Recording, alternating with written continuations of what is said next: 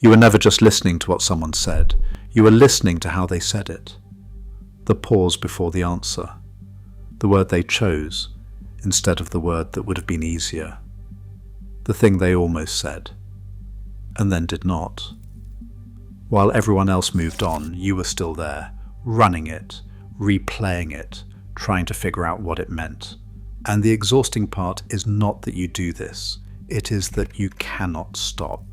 There is a specific type of person who processes the world at a level most people never reach. Not because they are anxious, though they often feel anxious. Not because they are insecure, though that is what people around them assume. But because their brain was wired very early to read between the lines of everything. Every room, every silence, every sentence that did not quite add up. Psychology has a name for what is happening inside these people, and once you understand it, you will never look at your own mind the same way again.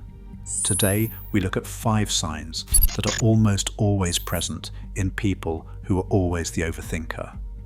Not what overthinking looks like from the outside, but what it feels like from the inside, and why it started in the first place. But first, something most people get completely wrong about overthinkers. They are not thinking too much. They are thinking about the right things. They just never learned when to stop. You have spent years wondering if you were simply wired wrong, if your mind's constant replay, the endless what-ifs, the way you scan every pause and micro-expression is proof that something is broken. But what if the story you've been told is wrong? Overthinking is not a personal flaw. It is not a weakness or a sign that you failed to let go. It is the mind's way of keeping you safe in a world that once felt unpredictable. When you learn to read between the lines, to anticipate every possible outcome, you are not being dramatic. You are adapting. Science now calls this a survival response, your nervous system shaped by experience, running simulations to stay a step ahead. When people are given a clear explanation for this pattern, self-blame drops by nearly a quarter. The relief is real. You're not too much. You're not alone. There is a reason your mind acts like a browser with too many tabs open, or like a watcher hovering above, scanning for danger. The default mode network in your brain, the part that turns inward, running stories and scenarios, was trained to stay online even when you wanted to rest. Hyper self-monitoring, anticipatory thinking, analysis paralysis, hypervigilance, and the amygdala's quick trigger alarm are not random quirks. They are the armor you built piece by piece to survive. You do not need to become someone who thinks less. You need, maybe for the first time, to understand why your mind learned to think this way. Relief begins with naming the cause, and sometimes that first name is survival. Somewhere behind your eyes, a quiet process keeps running, even when you wish it would stop.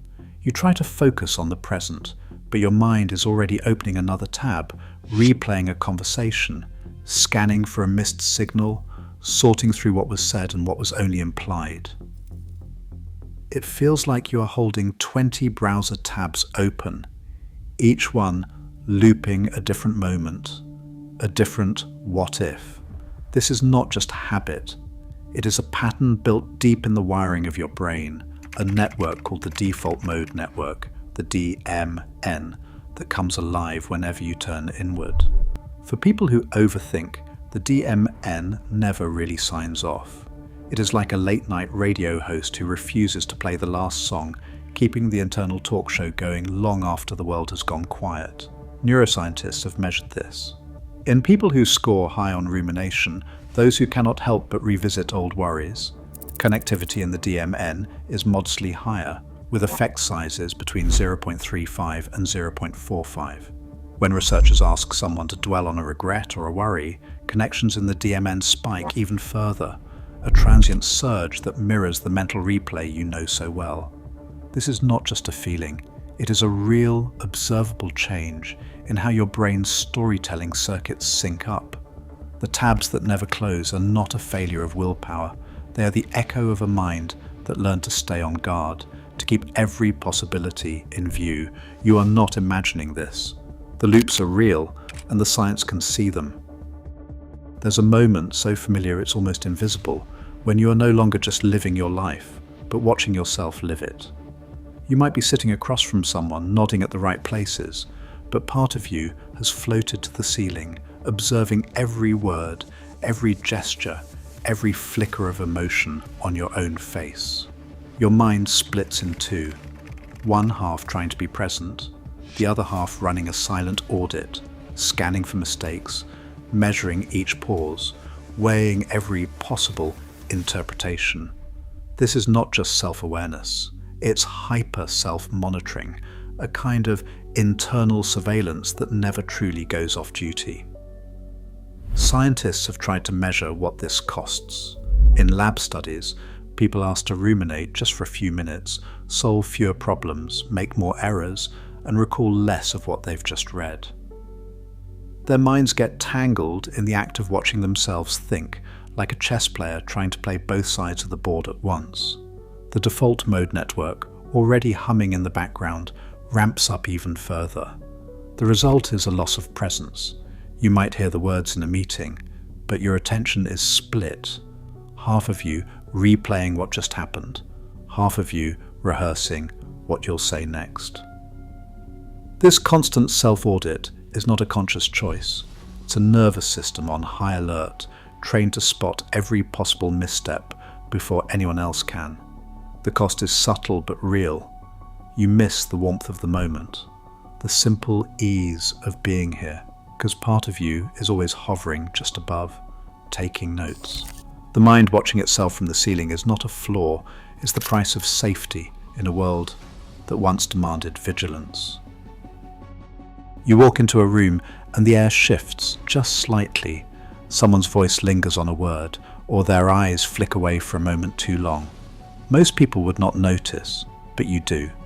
Your mind starts cataloguing every micro pause, every change in tone, every subtle flicker of meaning beneath the surface. It's not just a habit, it's a reflex, as automatic as breathing. You track motives, subtext. The way someone smiled does not quite reach their eyes. You replay what was said and what was not, searching for the hidden message that might explain the unease you feel. This constant decoding is not just exhausting, it is lonely. While others move through conversations with easy confidence, you are always half elsewhere, running a silent analysis in the background. Research shows you are not alone. 38% of people report daily rumination, and for more than half, each episode lasts at least 20 minutes. But the cost is quiet and hard to name. You miss the warmth of being present because your attention is always divided, always searching for what might go wrong. You see things others do not, and sometimes that feels like a superpower. Other times, it feels like standing outside of your own life, watching for storms that may never come. Your mind is not content with just replaying the past. It leaps ahead, sketching out futures that branch and multiply. You feel the pull to run every possible scenario, as if the only way to be safe is to anticipate every twist before it arrives. You imagine the words you might say, the faces someone might make, the silences that could stretch between you. Each outcome spins out into a new web, and suddenly you are caught between choices, unable to move. This is analysis paralysis. The sense that if you just think a little longer, you might finally pick the path that avoids pain. Deep in your brain, the ventromedial prefrontal cortex and the hippocampus work together, blending memory with prediction. In people who worry most, the connection between these regions is stronger, beta equals 0.22, a modest but measurable difference that predicts who will stay stuck rehearsing tomorrow's problems. The cost is real. The more your mind simulates what could happen, the harder it becomes to act at all. You are not indecisive by nature. Your brain learned to treat the future like a minefield, scanning for every possible misstep. It's not a flaw. It's a nervous system doing its best to protect you, even when the threat is only imagined. Picture yourself as a child, stepping quietly into a room where the mood could turn on a dime. You learned to scan faces, to catch the flicker in someone's eyes before a storm broke. Your body tensed at the sound of footsteps. Your mind rehearsed escape routes. Apologies, explanations, anything to stay one step ahead. This was not imagination. It was survival. Researchers tracking thousands of children found that with every added dose of unpredictability, another slammed door, another day of silence or shouting, the brain's alarm system grew sharper. The amygdala, your built-in threat detector, fires up to 30% more in people who lived through these shifting sands. Even in adulthood, a raised voice or a sudden pause can send a surge through your system long before you know why. Under the microscope, scientists can see the traces. A single gene, NR3C1, carries extra chemical marks in those raised with uncertainty, tuning the stress response to be always ready, always braced. In animal studies, young ones raised by mothers who were loving one day and cold the next grew up with larger, more reactive amygdalas, wired for watchfulness, not peace. This is what it means to become an overthinker. Your nervous system learned to treat every pause, every silence, every possible future as something to prepare for. You did not choose this vigilance. It was written into you, one unpredictable day at a time. You are not broken. Your default mode network, your hyper self-monitoring, and your amygdala learned to keep you safe. Analysis paralysis and anticipatory thinking are not flaws. They are armor built in uncertain rooms.